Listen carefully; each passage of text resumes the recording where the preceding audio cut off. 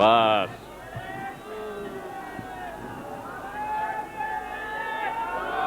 अरे नारा तो सब मिल के बहुत उम्दा, माशाअल्लाह। जिसको पसीना आ गया है वो अपनी अपनी क़यामगाह पे जाए।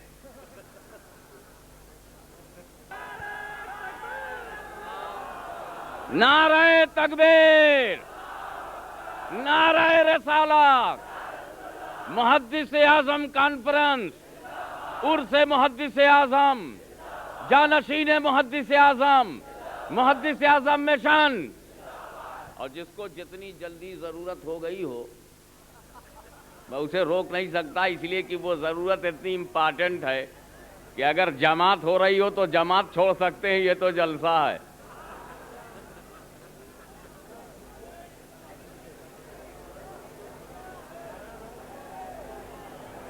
अल्हम्दुलिल्लाह रब्बिल आलमीन वस्सलातु वस्सलामु अला सय्यदिल मुरसलीन व अला आलिहि व सहाबिहि अजमईन, अम्मा बाद। औज़ु बिल्लाहि मिनश शैतानिर रजीम, बिस्मिल्लाहिर रहमानिर रहीम। इन्नल्लाह व मलाइकतहु युसल्लूना अलन नबी या अय्युहल्लज़ीना आमनू सल्लु अलैहि व सल्लिमू तस्लीमा। अल्लाहुम्मा सल्लि अला सय्यदिना मौलाना मुहम्मदिन व अला आलि सय्यदिना मौलाना मुहम्मदिन व बारिक व सल्लिम सलातन व सलामत अलैका या रसूल अल्लाह। मैं गुजरात के सुन्नी मुसलमानों को इस मुहद्दिस आज़म सम्मेलन की सफलता पर दिल से बधाई देता हूं। उन्हें मुबारकबाद पेश करते हुए इतना अज़ीमुश्शान पिंडाल बनाया, ऐसा वातावरण बनाया, और मुहद्दिस आज़म कॉन्फ्रेंस गुजरात के लिए मात्र जलसा नहीं है, बल्कि इसने एक शक्तिशाली आंदोलन का रूप धारण कर लिया है। मुहद्दिस आज़म कॉन्फ्रेंस ये एक ऐसी ताकत है, एक ऐसा जनशक्ति प्रदर्शन है, हमारी एकता और हमारी अखंडता का इतनी बड़ी मिसाल है ये कि इसने न सिर्फ सुन्नियों को एक बनाया है बल्कि गुजरात से वहाबियत को भगाया है। गोधरा हिल रहा है, मरकज जुम्बिश में आ गया है, उनके केंद्र के पैर के नीचे से जमीन सरक रही है, क्योंकि हमारी ताकत देखकर न भारत का हुनूद मुंह लगा रहा है, न अरब का सऊद मुंह लगा रहा है।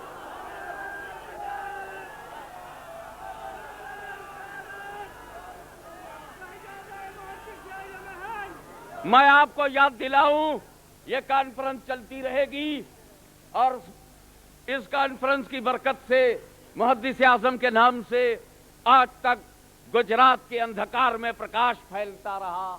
मुहद्दिस आज़म के जमाल और कमाल का सूरज गुजरात की धरती को मुनव्वर किए हुए था, प्रकाशित किए हुए था।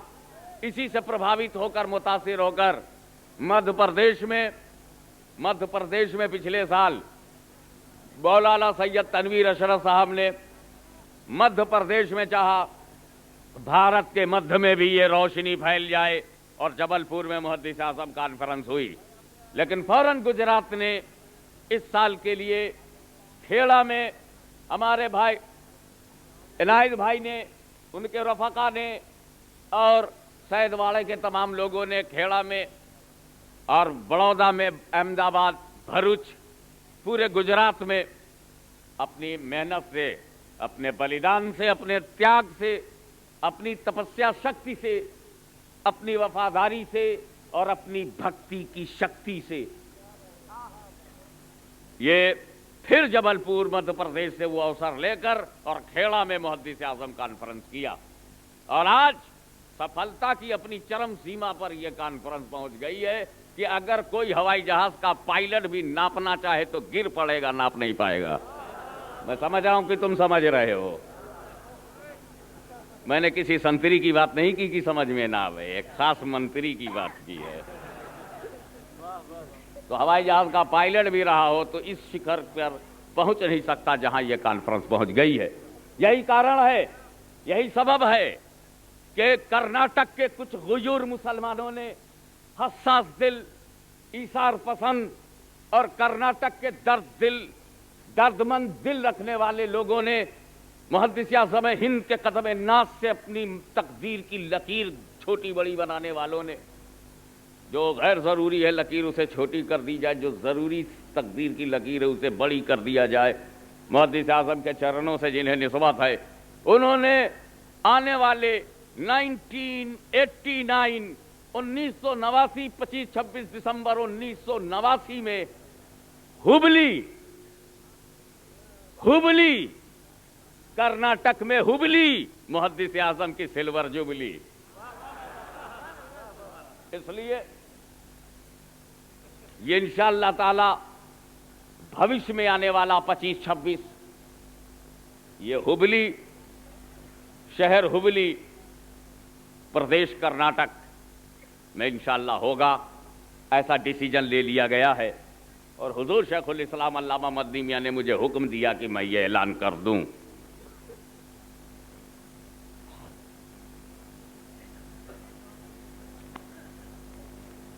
اب آپ لوگ اپنے اپنے کام سے لوٹ آئے، دیکھیے میں ابھی تک نہیں گیا ہوں، اسی لیے کہتا ہوں آنا جانا اس لیے کمزور کہ مسانہ کمزور۔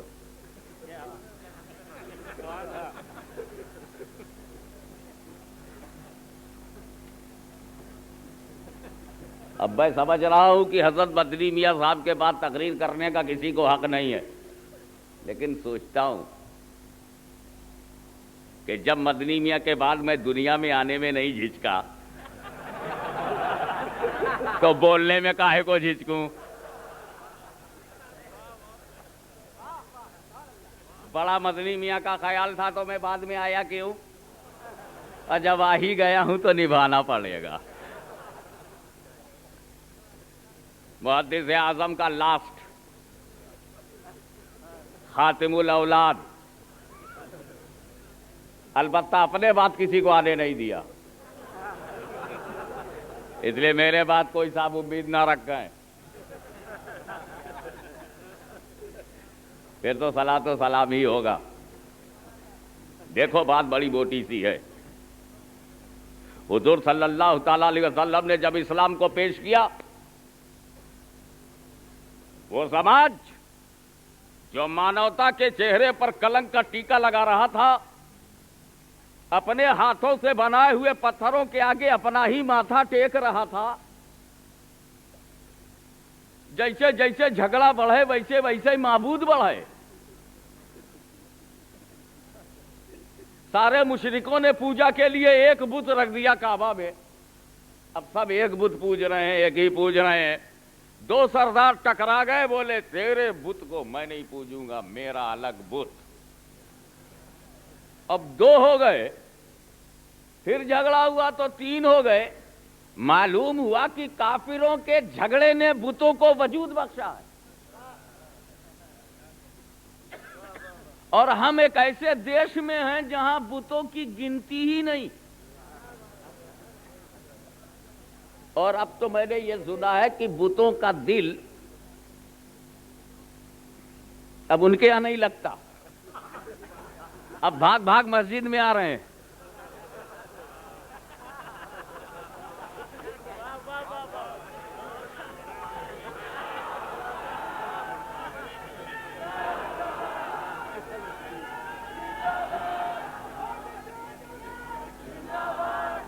میں نے ان بتوں سے کہا بھائی ہمارا تمہارا تو مناظرہ چلے گا، تم مسجد میں کیسے آ گئے؟ چیز وہاں کی ہو،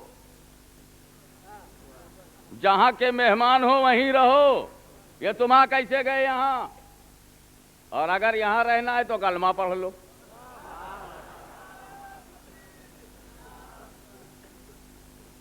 ان کا کیسے کلمہ پڑھ لے؟ میں نے کہا جیسے تمہارے ٹکڑوں نے پڑھا تھا۔ ارے ابو جہل کی مٹھی میں رہنے والے پتھر کلمہ پڑھ سکتے ہیں تو ہماری مسجد میں یہ بڑے بڑے پتھر یہ کلمہ کیوں نہیں پڑھ سکتے؟ کہیں اذان ہی کے چکر میں تو نہیں چلے آئے؟ جب برے ماحول میں کنکریوں نے کلمہ پڑھ دیا، برے ماحول میں، غلط ماحول میں کنکریوں نے کلمہ پڑھ دیا تو ایک خانہ خدا میں آ جانے والے بھول سے 3-4 پتھر ہو. یہاں تو ماحول فیوریبل ہے، مسجد کا ماحول تو اسلامی ماحول ہے، اسی میں کلمہ پڑھ دو. لیکن تمہارے آنے سے یہ تو پتا چل گیا کہ جب تم اتنے بے چین ہو تو پجاری کتنے بے چین ہوں گے. تو اس بے چین ہندوستان کو چین چاہیے، اور ہم کو سب سے پہلے اپنے چرتر کی گندگی کو دور کرنا، اور ہم نے کوشش کی ہے کہ وہ دور ہو. دنیا کا اتہاس جانتا ہے کہ رسول عربی نے اپنے زمانے میں لڑکیوں کو زندہ دفن ہونے سے روکا کہ ہم بچیوں کو مرنے نہیں دیں گے.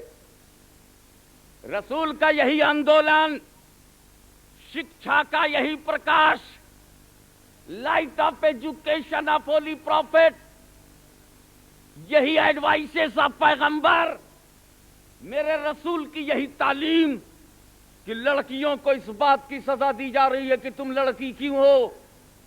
رسول نے ایسا ہونے نہیں دیا.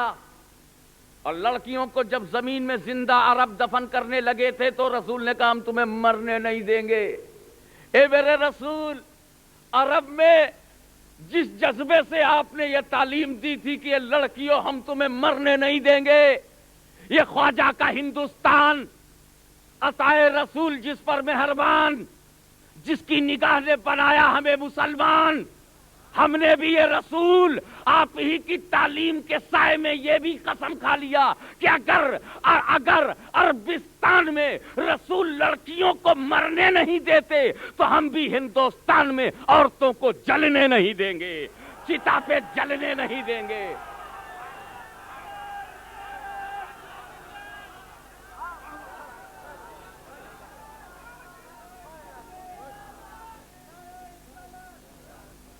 جب تک ہندوستان میں اسلام نہیں تھا عورتیں ستی ہو رہی تھی. جب تک ہندوستان میں اسلام دھرم نہیں آیا تھا شوہر کے مرنے پر عورت کو مرنا پڑتا تھا، اس لیے کہ عورتوں تم نے ایک مرد کا بدن چھو لیا ہے، اب دوسرے مرد کے قریب تمہیں جانے کا حق نہیں ہے. تو تمہارا مرد مر گیا ہے، تمہارا ہسبینڈ مر گیا ہے، تمہارا پتی مر گیا ہے، اس لیے تمہیں مرنا ہوگا، نہیں تو دوسرا مرد تمہیں چھوئے گا، شادی کر کے بیوی بنا کر چھوئے گا. لیکن جب کوئی عورت مر جاتی تھی تو یہ پنڈتوں کا دھرم ٹھیکا ان مردوں سے نہیں کہتا تھا کہ تمہاری بیوی مر گئی ہے اب تمہیں جلنا ہوگا، ورنہ دوسری عورت چھوئے گی، دوسری عورت چھوئے گی. سارا نزلہ عورت پر، سارا ظلم عورت پر. وہ عورت جو بیٹی کا کبھی روپ ہے، عورت ہی اگر بیوی ہے تو عورت ہی ماں ہے. اور ایسے لوگ جو جانور کو زبان سے ماں کہہ دیں تو مرنے نہ دیں، اور جس کے پیٹ سے خود جنم لیں اسے رہنے نہ دیں. یہ جانور کو اماں کہہ کر پیار کرنے والوں کبھی اپنی اصلی اماں سے بھی پیار کیا ہے، اور جو اصلی کا نہیں ہوا وہ نقلی کا کیا ہوگا. یہ سب باتیں ہیں اصلاحی، اس کو سمجھو تاکہ جیسا جیسا بھارت سوچھ ہوگا، بھارت وارشی، اور ویسے ہی بھارتی بھی سوچھ ہوگا. اب ہماری عورتوں کو بھڑکایا جاتا ہے، یہ بھائی ایک مرد 4 بیوی رکھ سکتا ہے تو ایک عورت 4 شوہر کیوں نہیں رکھ سکتی؟ رکھو پتا چلے گا.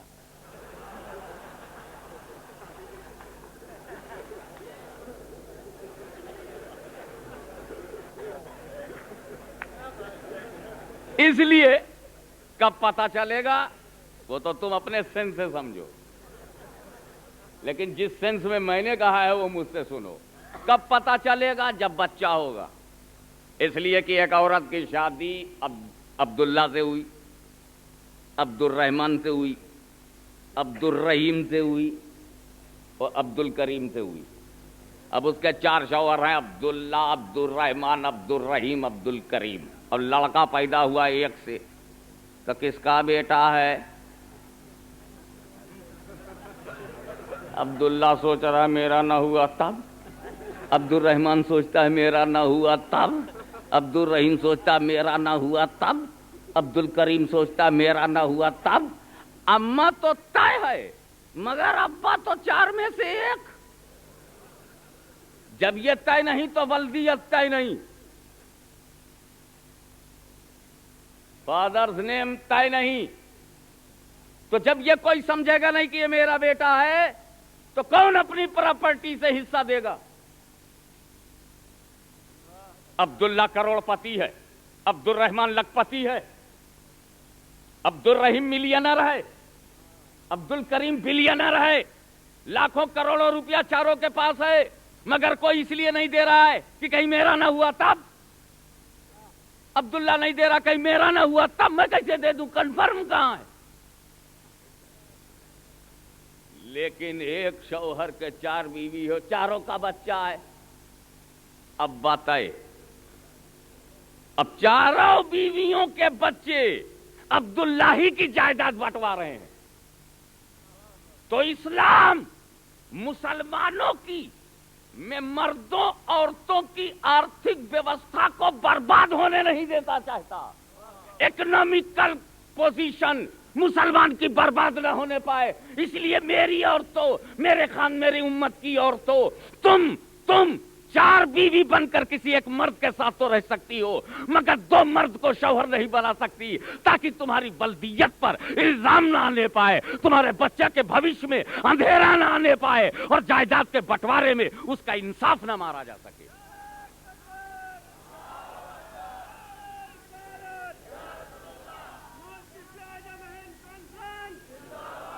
میں ان پڑھ لوگوں کو سمجھانے کے لیے بتا دوں، یہ دیکھو یہ مرد ہے،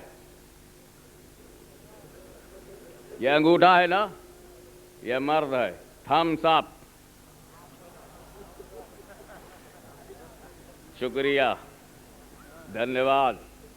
یہ to take left, thumbs up. Suppose I'm wandering on the footpath and many cars are running and going, coming and going up and down, and I'm like this. It means I want to lift.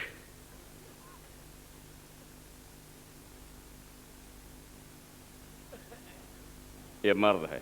تو یہ باقی 4 کیا ہوئی؟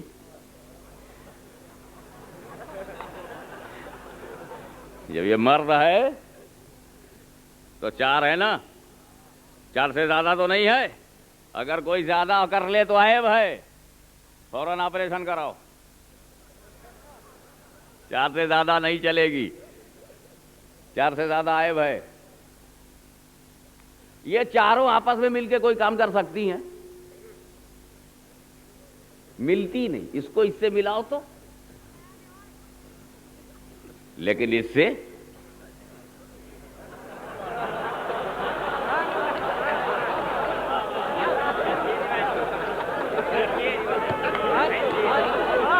اچھا اس کو 1 سے ملاؤ، 1 سے ملا، 2 سے ملاؤ، 2 سے ملا، 3 سے ملاؤ، 3 سے ملا، 4 سے ملاؤ، 4 سے ملا. تو جیسی ضرورت ہو ویسا کیوں نہ 1 سے ہو جائے، 1 ہی میں رکھو. انصاف کر سکو تو 2، سنبھال سکو تو 3. اگر اس پر تم نہیں سنبھل پا رہے ہو اور سب کو سنبھال سکتے ہو تو 4، لیکن مل 4 ہو جائیں گے. ورنہ کام تو اپنا اسی سے چل جائے گا، چل ہی رہا ہے. جب فاروقی صاحب جیسے لوگوں کا چل رہا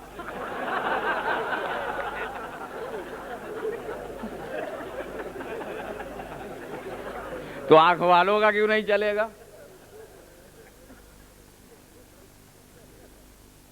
جب تھیوری کے بھاؤ زندگی چل رہی ہے تو پریکٹیکل کے بھاؤ کیوں نہیں چلے گی؟ میں بتانا چاہتا ہوں کہ اسلام نے جو بھی قانون بنایا ہے وہ نہایت نیچرل، پراکرتک ایوم بیوہارک ہے۔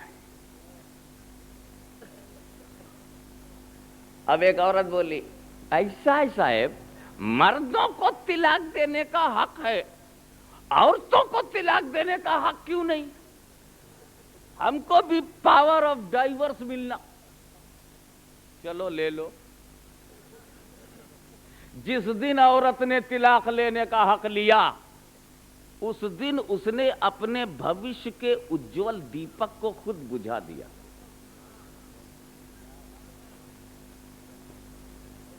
اب دیکھو، ہم یہاں تقریر کر رہے ہیں نا، تم یہاں جمع ہو، تم سب اپنی بیویوں کو لے کر تو آئے نہیں ہو، میں بھی اپنی بیوی لے کے تو یہاں آیا نہیں۔ مجھ کو تو وشواس ہے نا، گھر جاؤں گا تو مجھ کو میری بیوی ملے گی۔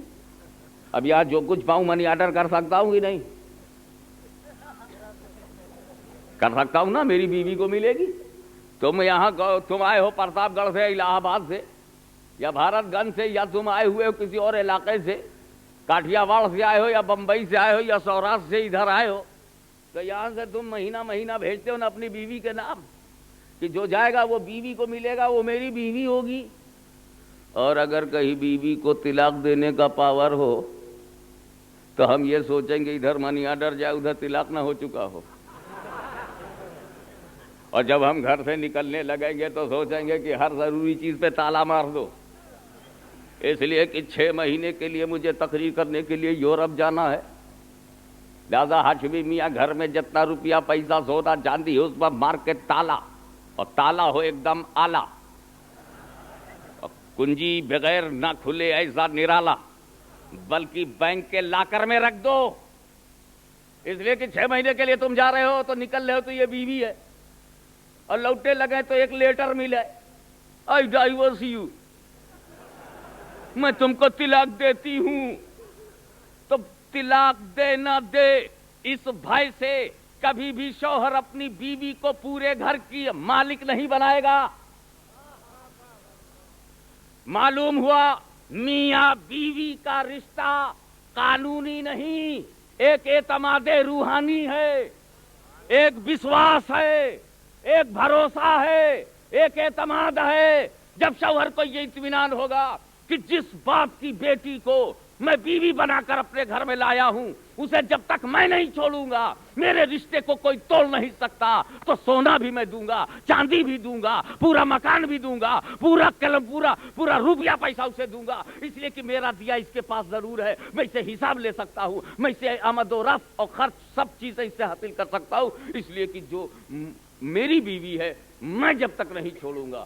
تو عورت سے یہ حق چھین لیا اسلام نے کہ عورتوں تمہیں ہم طلاق دینے کا حق نہیں دیں گے، طلاق دینے کا حق تمہیں نہیں دیں گے، تمہیں ہم محروم کرتے ہیں، لیکن یہ محرومی تیرے لیے نعمت ہے، یہ محرومی تیرے لیے نعمت ہے۔ جیسے کیسے مثال، ایک ایسی مثال دے دوں کہ ہر عورت سمجھ میں آئے، جیسے بچہ پیدا ہوتا ہے تو دانت نہیں ہوتے، اب وہ اللہ سے یہ کہے اللہ ناخن تو نے دیا، بال تو نے دیا، ہڈی تو نے بدن میں بنا دی، اور پیر بنایا، ہاتھ کے ناخن بھی بنا دیے، تو یہ میرے دانت کیوں نہیں بنائے؟ یہ 2 سال تک دانت کیوں نہیں نکلتا؟ 2 سال کے بعد کیوں نکلتا ہے؟ ہم ماں کے پیٹ سے لے کر آنا چاہتے ہیں، یہ ہمارا فنڈامنٹل رائٹ ہے، یہ ہمارا مول ادھیکار ہے۔ آنت دیا تو دانت کیوں نہیں دیا؟ جب آنت دیا تو دانت بھی دے دے۔ اگر کوئی بچہ یہ کہے گا تو اس بچے کو میں سمجھاؤں گا بچہ دانت لے کے مت آنا، محروم ہو کے آنا، دانت سے محروم، یہ محروم رہنا نعمت ہے۔ کہا کیوں؟ کہا اگر دانت لے کے تو آئے گا نا تو تیری اماں تجھ کو دودھ نہیں پلائے گی، تو دانت نہیں کاٹے گا تو وہ دانت کٹوائے گی۔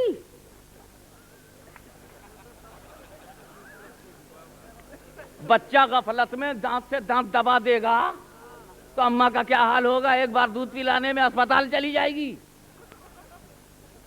تو خدا نے بچے کو دانت سے محروم کر دیا تاکہ ماں کے دودھ کی نعمت ملے۔ تو کبھی کبھی محرومیت.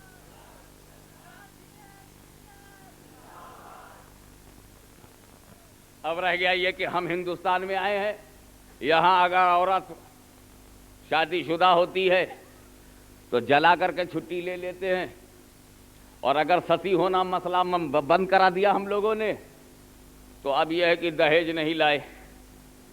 اے بھائی ایک بات بتاؤ, یہ دہیج لڑکے کیوں نہیں دیتے؟ کیوں؟ اماں سے پوچھنا, اے اماں جب میری بہن پیدا ہوئی تھی تو کیسی تکلیف تھی تم کو؟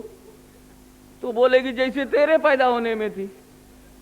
تو لڑکا پیدا ہو یا لڑکی, ماں کا بلیدان برابر ہے. پھر جب لڑکا بڑا ہوا تو یہ دہیج کیوں نہیں دیتا؟ اگر تم کو بیوپار ہی کرنا تھا تو لڑکیوں سے دہیج لینے کے بجائے لڑکیوں کو دینا چاہیے. کیوں؟ ارے بھائی شادی میں کس کی رخصتی ہوتی ہے؟ کون ودا کیا جاتا ہے؟ تو ایک ماں باپ ہے, 2 مہینے دودھ پلائے بچے کو, وہ بچی بڑھی, اس کو کھانا پکانا سکھایا, لکھنا پڑھنا سکھایا, قرآن پڑھنا سکھایا, شریعت, قانون شریعت اور بہار شریعت سکھایا.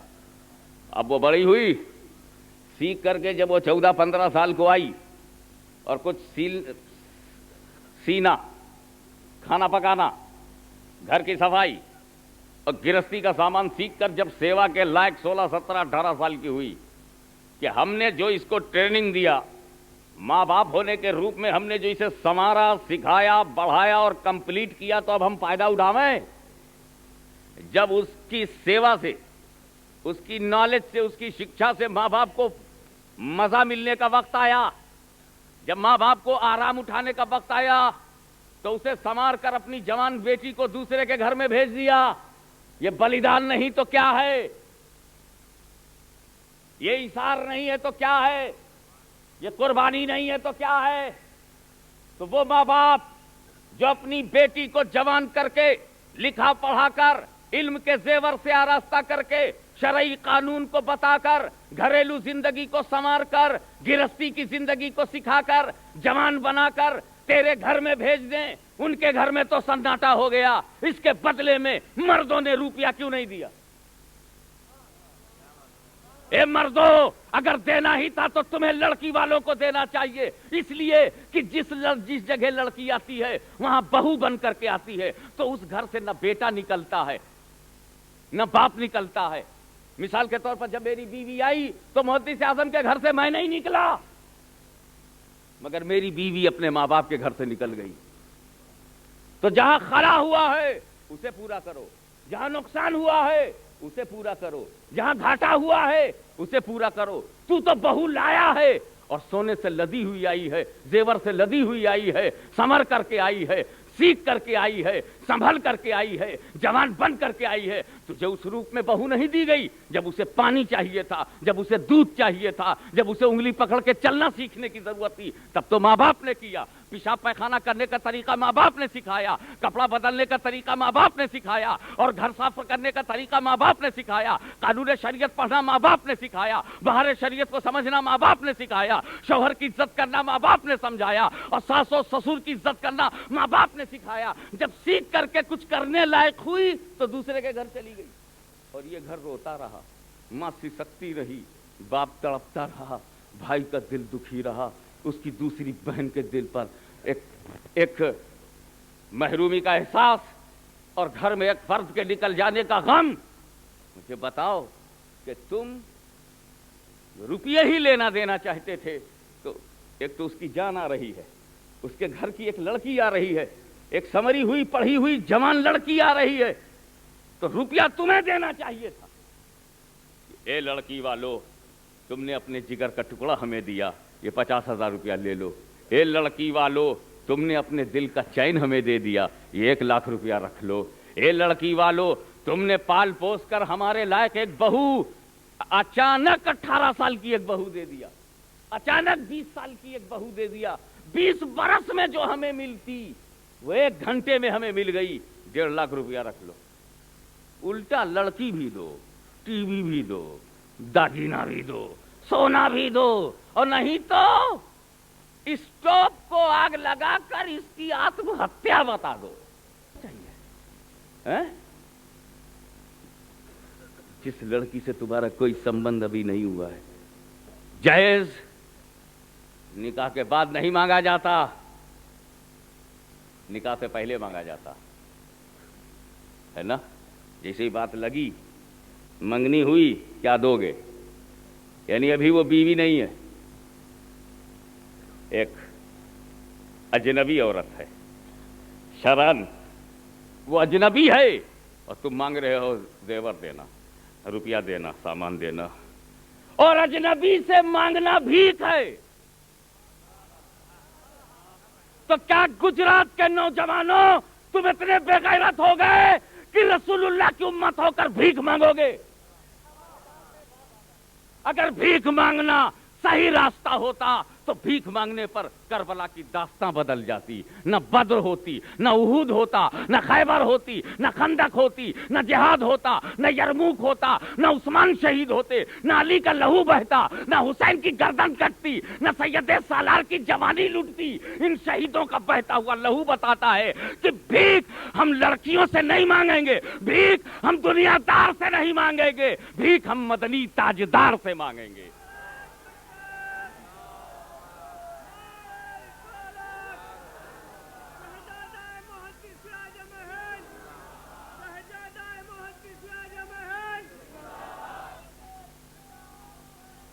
तो ये जहेज की लानत, किसको सिर्फ नौजवानों, ये शादी किसकी होती है? अब्बा अम्मा की होती है क्या? ये कौन होते हैं बीच में टपकने वाले कि इतना माल चाहिए? लड़का लड़की, as according to natural law, matching as हो, मैचिंग नेचर हो। अच्छा भाई ठीक है, औरत आई, एक लड़की आई, कितना ले आई? 2 लाख रुपया लेकर आई है। अच्छा 2 लाख रुपया लेके आई है, और क्या लाई है? टीवी लेकर आई है, और फ्रिज लेकर के आई है, और हीरो हुंडा, शौहर बना गुंडा, और साहब बैंक बैलेंस भी है, 2 लाख रुपया कैश लेकर आई है। झूठे हो? कहा क्यों? मैंने कहा और जो असली चीज लेकर के आई है उसका तो नाम ही नहीं लिया। कहा क्या? का फिल्मी शौक लेके आई है, मेकअप में चेहरा बदलने का मूड लेके आई है, बेटे को अपनी मां से छुड़ाकर ले जाने का प्लान लेके आई है, और ये बुड्ढा बुड्ढी खांसते रहे और लड़का देखने न पाए, ये इरादा लेके आई है। कितना तगड़ा जहेज लाई है। गुजरात वालों, तुम्हें शादी में टीवी चाहिए या बीवी चाहिए? उनका टीवी लेके आई है। उनका ओह चुप रहो, ये 5 लाख इसलिए दिया है लड़की वाले ने कि लड़की टीवी लेके आई है, लंग्स टीवी।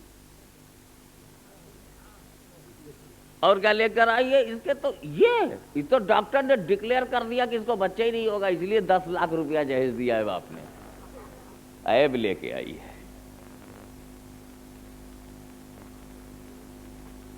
मियां बीवी चरित्र के आधार पर निर्वाह जीवन का कर सकते हैं।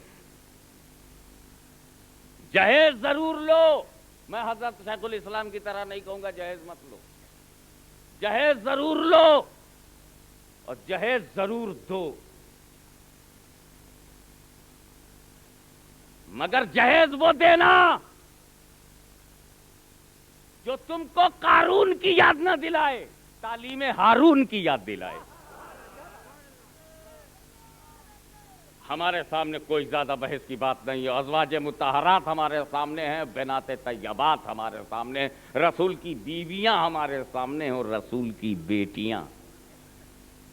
बीवियां आई हैं तो जहेज लाई हैं, और बेटियां गई हैं तो जहेज लिया है।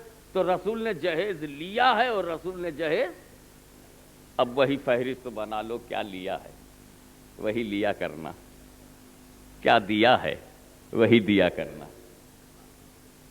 جب کوئی کہے کہ نہیں نہیں اے مسلمان کدھر دیکھتا ہے، ہندوستان میں ایسا ہو رہا ہے، گجرات میں ایسا ہو رہا ہے، بھروچ میں ایسا ہو رہا ہے، بڑودہ میں ایسا ہو رہا ہے، طبیعت میں ایسا ہو رہا ہے، آدمیت میں ایسا ہو رہا ہے، انسانیت میں ایسا ہو رہا ہے، تو تم کہنا میں جو کچھ کر رہا ہوں سنیت میں ایسا ہے، سنت میں ایسا ہے، رسول کی رضا میں ایسا ہے.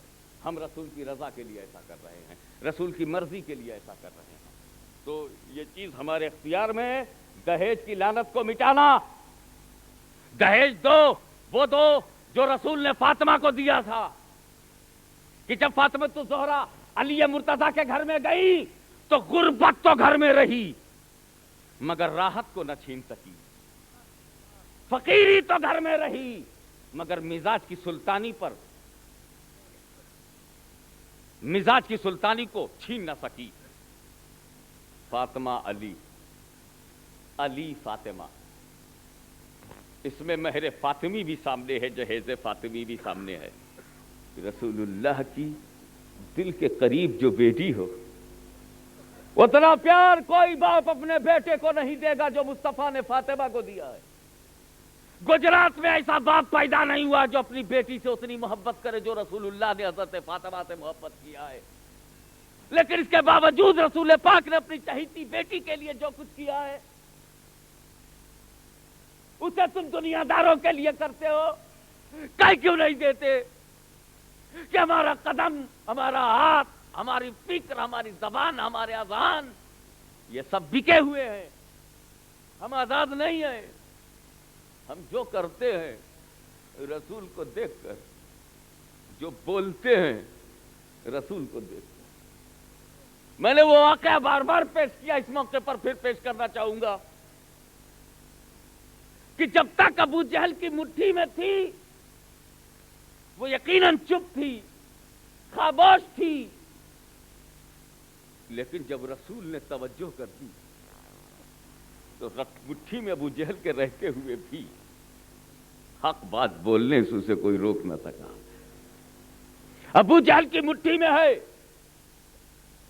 مگر وہ کس کے لیے؟ رسول کی رضا کے لیے، رسول کی خوشنودی کے لیے، رسول کو راضی کرنے کے لیے. اس کو یہ بھی پرواہ نہیں کہ ابو جہل کہاں پھینک دے گا.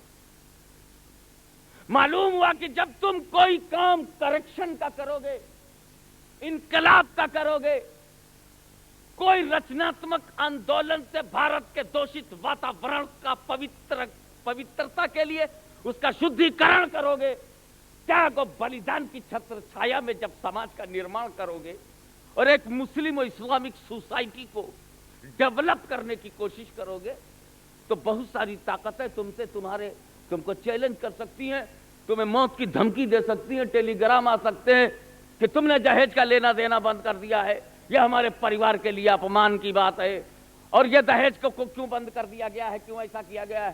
ہم موت کی کہیں سے دھمکی آ رہی ہے، کہیں سے کوئی لیٹر آ رہا ہے، کہیں کوئی بے عزتی کی بات کر رہا ہے. ایسے تمام لوگوں سے کہہ دو کہ ہم مسلمان ہیں، مسلمان، ہم کو اپنے جینے کی اتنی فکر نہیں ہے جتنی اپنے مرنے کی فکر ہے. کافر کو مرنے سے ڈر لگتا ہے، مسلمان کو جینے سے ڈر لگتا ہے. کافر کو مرنے سے ڈر لگتا ہے کیونکہ مر گیا تو جہنم میں جائے گا، ڈرتا ہے. جینے دو، جیتے رہو، جینے دو، جیتے رہو، بس جیتے ہی رہو. ٹاٹا بنو، جیتے رہو، برلا بنو، جیتے رہو.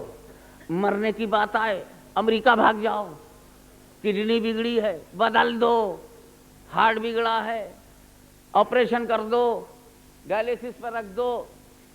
جیتے رہو، مرنے کو تیار نہیں. لیکن ہاشمی اچھی طرح سے جانتا ہے کہ کافر کی موت اس میں پسینہ بہا دیتی ہے، کفر کے دلدل میں لے جاتی ہے. اور مومن اس لیے نہیں ڈرتا کہ مومن جانتا ہے کہ ایک لمحہ کسی گنہگار کا ولی بننے کے لیے کافی ہے۔ ایک لمحہ میں ان مولویوں میں نہیں ہوں جو 40 برس میں کسی ایک کو ولی مانوں۔ میں وہ پیر نہیں ہوں جو 40 برس تک عشاء کے وضو سے فجر کی نماز پڑھنے کے بعد کسی کو ولی کہوں۔ میں تو اتنا سیدھا سادہ آدمی ہوں کہ ایک لمحے میں ولی بنتے ہوئے دیکھ سکتا ہوں، دکھا سکتا ہوں۔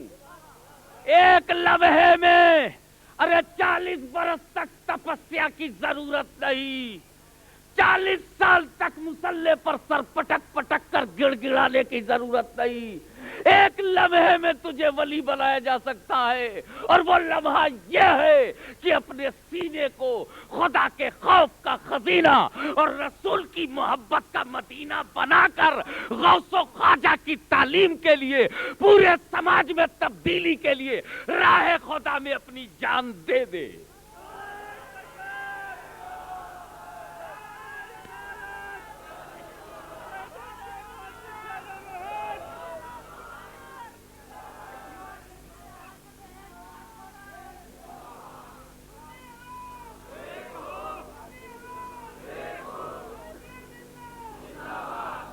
راہ خدا میں اپنی جان دے دے، اس لیے کہ کوئی بھی دنیا میں ایسی گولی تیار نہیں ہوئی ہے، کسی بھی فولاد گھر کے ہاں کوئی ایسی تلوار نہیں بنی ہے جو مسلمان کو رسول پاک کی محبت، غوث پاک کی وفاداری، خواجہ اعظم کے عہد و میثاق کا احساس لے کر کے وہ آگے بڑھا ہو۔ تو کوئی تلوار ایسی نہیں ہے جو اس کو کاٹ کر، اس کی گردن کو کاٹ کر مردہ بنا سکے۔ ارے جب کربلا میں بھوکا حسین مردہ نہیں تو پھر کھاتا پیتا حسین ہی کیسے مردہ ہوگا؟ راہ خدا میں ہمیں مردہ نہیں بنایا جا سکتا۔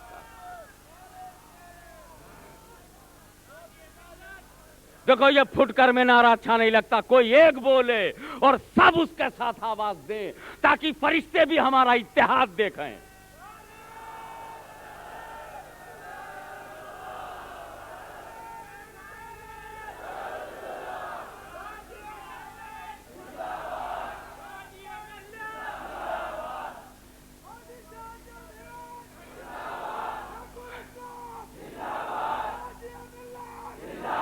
اور یہ بات میں اس لیے کہہ رہا ہوں کہ ہاں ہندوستان کے ظالموں، اتیاچاریوں اور پاپیوں، اگر تمہارے پاس بندوق کی گولی ہے تو ہم غریب سنیوں کے پاس سینہ ہے۔ اگر تیرے پاس بلٹ کی گولی ہے تو ہم غریبوں کے پاس سینہ ہے۔ ہم تیری بندوق کی نلی سے نہیں ڈرتے، اس لیے کہ ہم رسول اللہ سے پیار کرتے ہیں، خواجہ اجمیری پر جان دیتے ہیں، مخدوم سمنانی کے ٹکڑوں پر پلے ہیں۔ ہم تیری بندوق کی گولی سے نہیں ڈرتے، اس لیے کہ اگر تیری گولی میرے سینے سے گزرے گی تو میری روح مدینے سے گزرے گی۔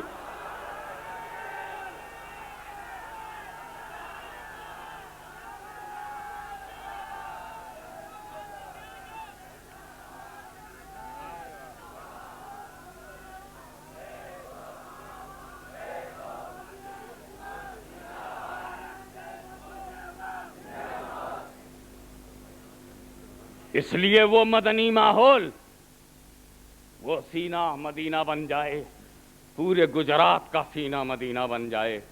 میں محدث اعظم کے سمکش آتم سمرپن کرتا ہوں اور اپنے بھکت پورن شبدوں سے ان کو شردھاجلی ارپت کرتا ہوں کہ آپ نے گجرات کے سینہ کو مدینہ بنانے کے لیے اپنے خون سے مدنی دے دیا، اور اس مدنی نے محدث اعظم مشن کی چھتر چھایا میں گجرات کے مسلم سماج کا شدھیکرن کرنا، اچھائیوں کو بڑھانا، برائیوں کو مٹانا اپنی شکشا پرنالی بنا لیا۔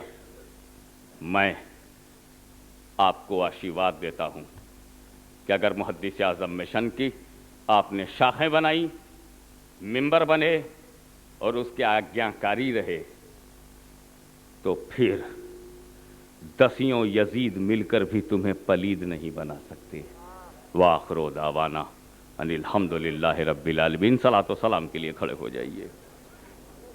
مصطفیٰ جانے رحمت پہ لاکھوں سلام، مصطفیٰ جانے رحمت پہ لاکھوں سلام، شمع بز میں ہدایت پہ لاکھوں سلام، غوث اعظم میرے خواجہ خواجگاں، غوث جیلانیوں خواجہ خواجگاں، تاجدار طریقت پہ لاکھوں سلام، مصطفیٰ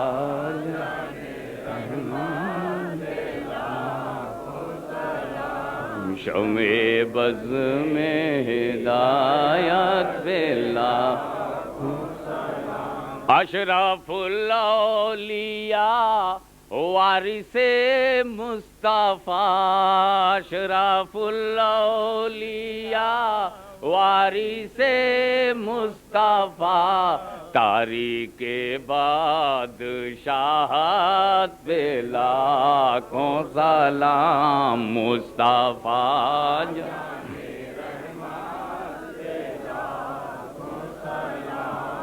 ہمیں بز میں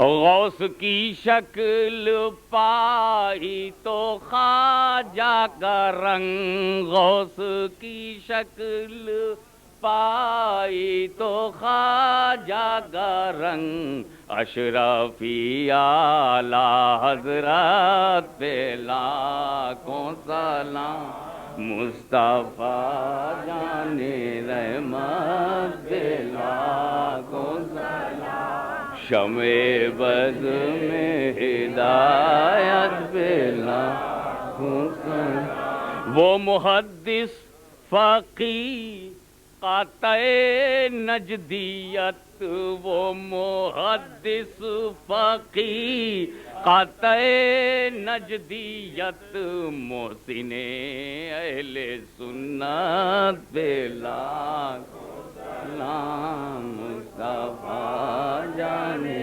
رحمت پہ لاکھوں سلام، شمع بز میں ہدایت پہ لاکھوں سلام، یا نبی سلام علیکہ، یا رسول سلام علیکہ، یا حبیب سلام علیکہ، صلوات اللہ علیکہ، اے میرے مولا کے پیارے،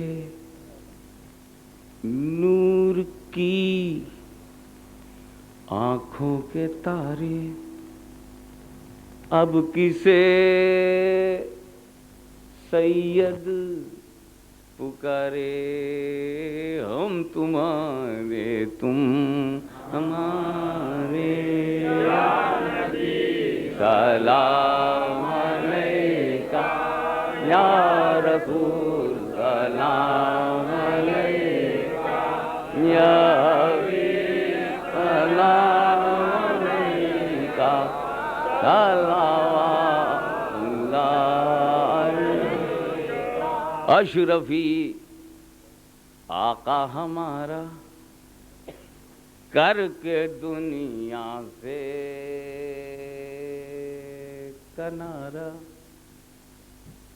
رکھتا ہے تم سے سہارا، لو خبر جلدی خدا را، یا نبی سلام علیکہ، یا رسول سلام علیکہ، یا حبیب سلام علیکہ، صلوات اللہ علیہ، الفاتحہ۔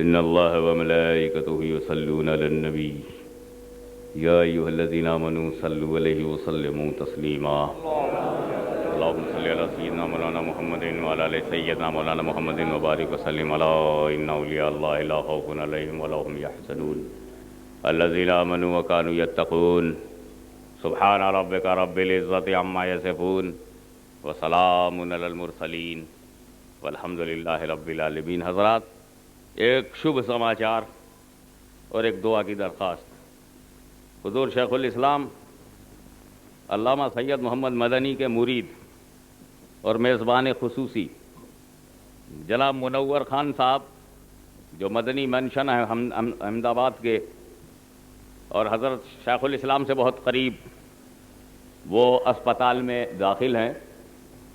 ان کی دونوں کڈنی پر ڈاکٹروں نے نقصان بتایا ہے۔ آپ حضرات اپنی مخصوص دعاؤں میں ان کے لیے صحت کاملہ اور عاجلہ کی دعا فرمائیں کہ حضور محدث اعظم ہند کی اس عظیم کانفرنس اور گجرات کے دھڑکتے ہوئے ان سنی مسلمانوں کے دلوں کی دعا وہ قبول فرما لے اور انہیں صحت عطا فرمائے۔